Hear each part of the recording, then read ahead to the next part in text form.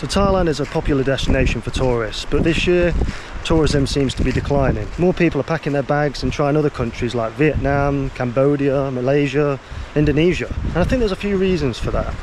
To start with,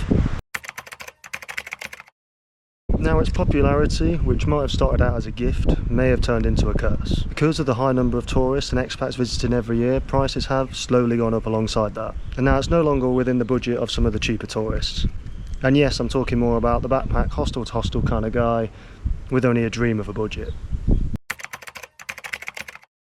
Now, in the centre of the main tourist hubs like your Phuket, Bangkok and Pattaya, and especially the islands in the south, is where you'll struggle to relax without seeing a constant flow of wannabe influencers trying to take pictures, excluding everybody out, making it look like they're completely on their own, when the reality is quite the opposite.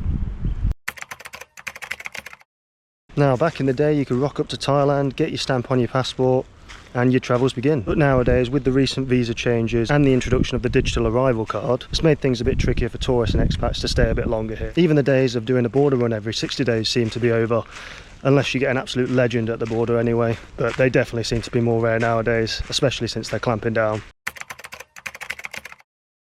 Now, I'm not blind to the fact that English tourists might be some of the worst. I mean, we don't have the best reputation when we go to someone else's country anyway, and I'll be the first to admit that. But I don't think the bad tourists are just the English anyway here in Thailand, because there's a lot of foreigners that just turn up here to drink, party, and overall just cause a nuisance. And they feel completely entitled and just behave extremely badly. So I can understand why the locals, at least, are getting annoyed at these kind of tourists anyway, because I can completely understand, and to be honest, we just match the stereotype at this point as bad English tourists, which we do need to change. Now, there's the burning season in Thailand, if you're not already aware, where they burn the sugarcane and the rice fields for the next season, and apparently it's Chiang Mai and Bangkok that seem to get hit the most. So it's no surprise that tourists leave during the month of March and April, because it just gets too bad apparently. The air pollution, the air quality is just not good. So if you have asthma, you might want to avoid the north of Thailand during those months. Now, unfortunately, with over-tourism, there's going to be some opportunists, there's going to be some con artists, like the famous jet ski scam, if you've heard of that.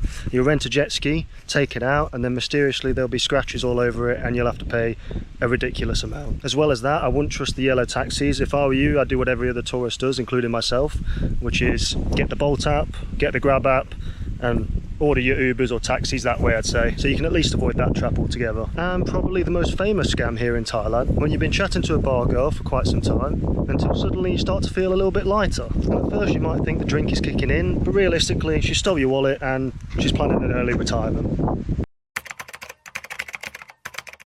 Now, it's not Thailand or even the Thai people's fault that their country has gone this way. It's probably just down more to the fact that it's become a victim of its own success and popularity. But it's not all bad. Thailand is still one of the most popular tourist destinations in the world for many reasons. I mean, it's still relatively cheap when compared to the West. If you can handle the heat, the weather is great.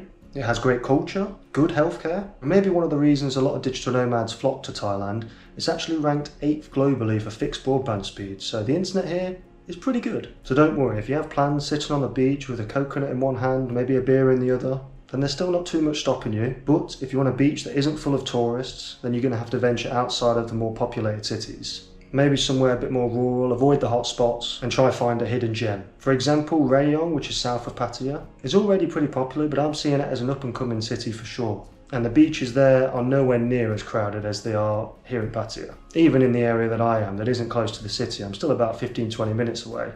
But still, it can get busy. And one last thing before I end the video. Foreign tax. You may be wondering what I mean by that, but when you come to Thailand you might see that the locals get one price and the tourists get another price. So if that's something that might annoy you, that's something to consider, but at the end of the day, you're still in their country, you've got to play by their rules. At least that's the way I see it. So yeah, hopefully that information helped you guys. If it did, make sure to leave a like, and I'll see you guys in the next one.